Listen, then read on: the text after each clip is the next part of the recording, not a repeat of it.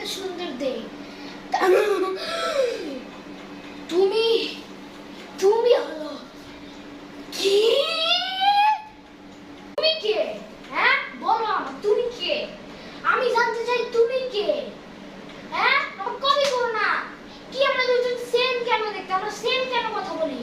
আমরা অন্য ইউনিভার্স থেকে নাকি? দাঁড়া, আমি আমার বন্ধুকে আনতেছি এটা ঠিক করার জন্য। দাঁড়াও, আমরা হলো বন্ধু আনতেছি আমাদের।